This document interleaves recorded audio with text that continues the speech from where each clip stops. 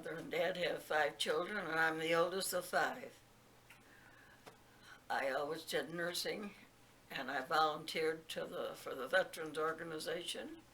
I belonged to the American Legion Auxiliary for over 63 years.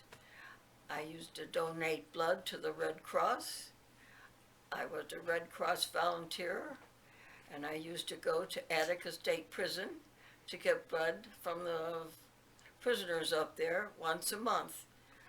They got ice cream from the Red Cross because they never got ice cream up at the prison. So now I'm retired, and I'm sitting on my butt.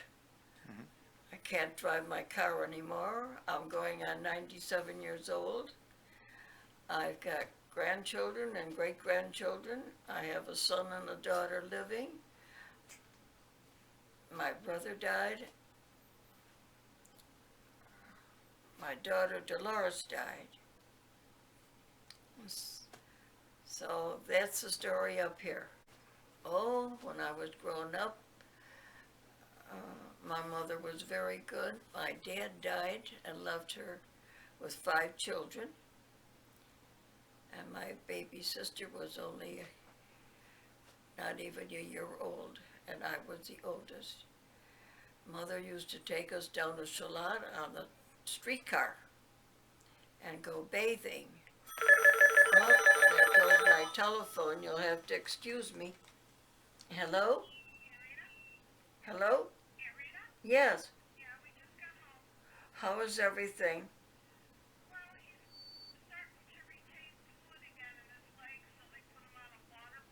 Uh-huh. Yes.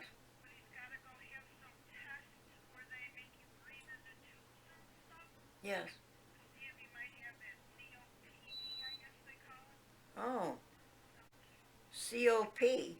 COPD, Oh. chronic obstructive pulmonary disease. Oh, I see. Well, Ronnie's here, and my grandson Chris is here, and he's up from Jersey. So, well, I'm glad you got home safe and sound. Oh, well, thanks for calling, honey. Happy New Year. I love you too. Bye-bye. He just got home from the VA hospital in Buffalo, and he's got fluid, Yeah. and so they'll have to do something about it. And then there was an awful plane accident, and another time, and we went over to the airport, and there was some hurt, and being a nurse, Mrs. Gannett, that runs the newspaper, she called me, and she said, Miss Hirschler, could you take care of my son? He was hurt in the airplane. He's at Strong Memorial, and we can't get a nurse. I said, I'm sorry, Mrs. Gannett, but I'm working, and I can't take 2 jobs. So that was a good thing in my hat that I got my name got to Mrs. Gannett. Mm-hmm. But I worked with one patient for 6 years. Hmm. From 7 o'clock in the morning till 3 o'clock in the afternoon. They were well-to-do off of East Avenue, and she had 3 nurses around the clock, a nurse around the clock. And they were very nice to me. Now, I used to go to Canandaigua VA Hospital and visit with the veterans. I used to play golf down there. They had a little golf course, and we used to play cards, and that was it. And then I got married, and I moved over here, and I've been here since, what year was it, Butch? Oh dear. I don't remember, Mom.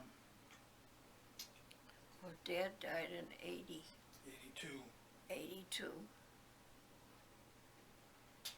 So probably would have been around 1985. Yes. So that's why I've been living here ever since. Mm-hmm. And I'm very happy.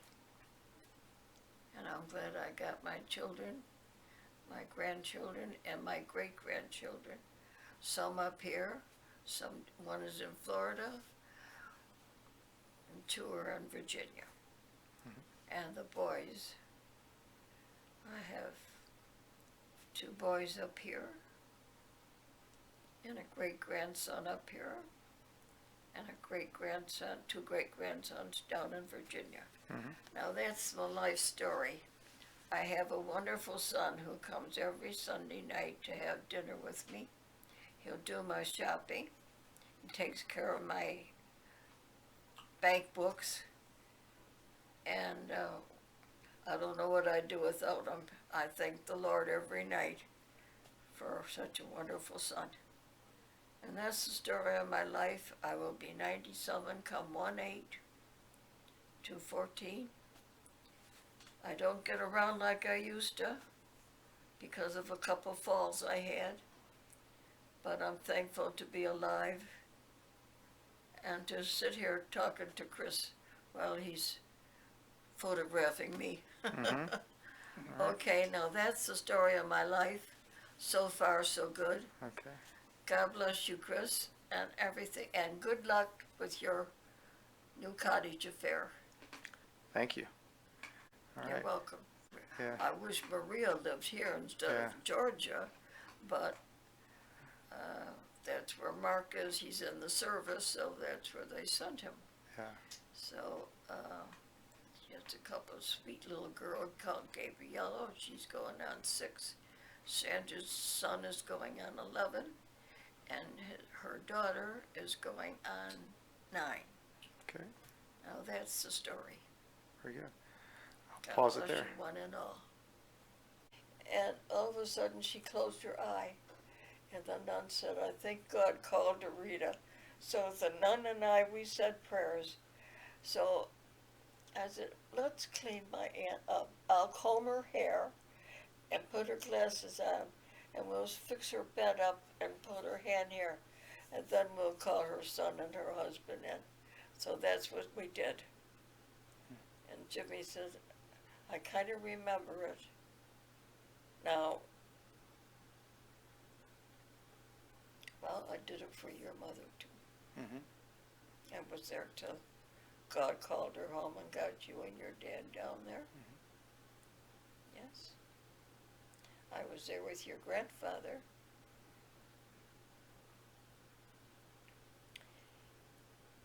He had cancer of the esophagus, Grandpa Hirschler. He couldn't eat anything.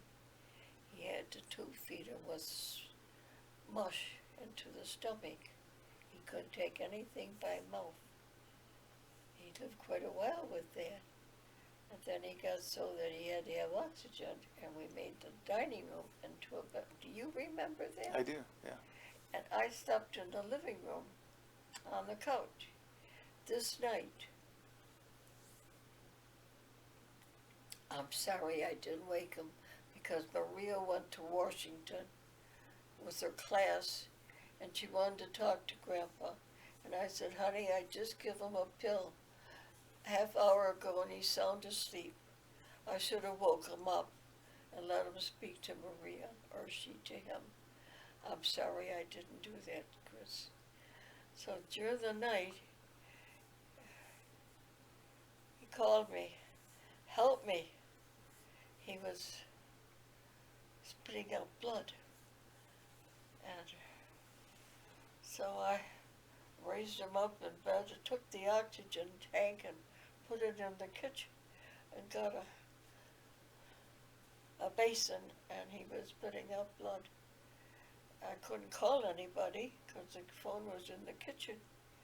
Of course, the dining room I could went in. But then he stopped.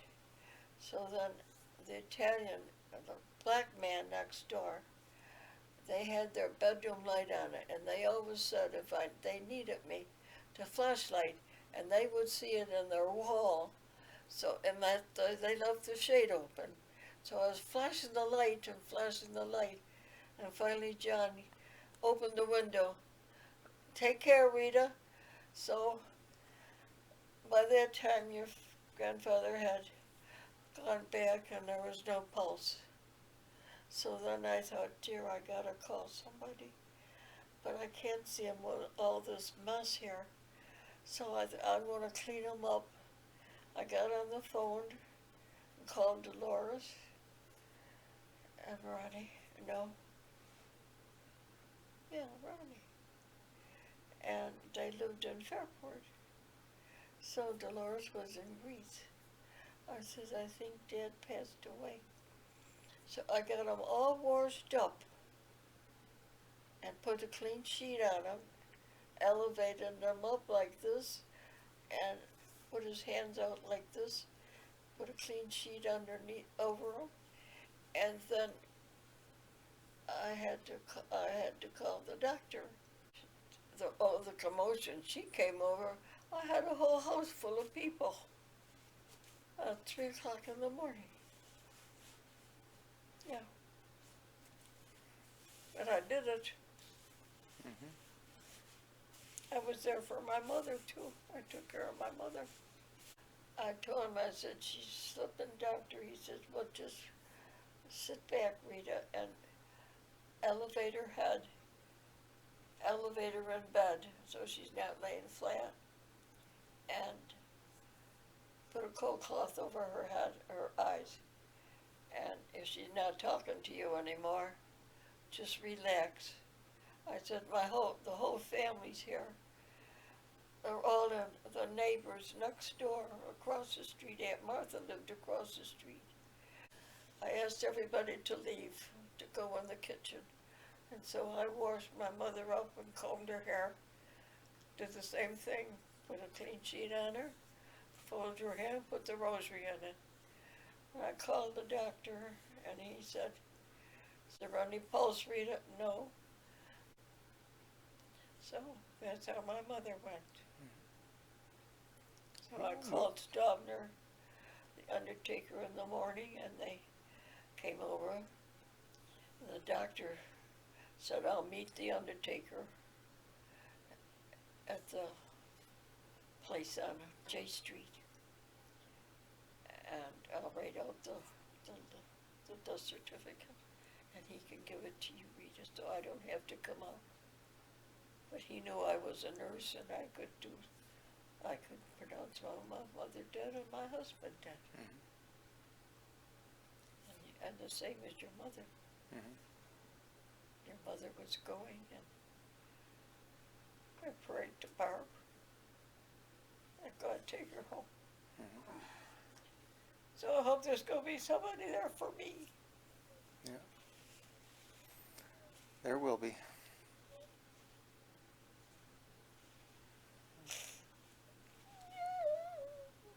I don't mean to cry. It's okay.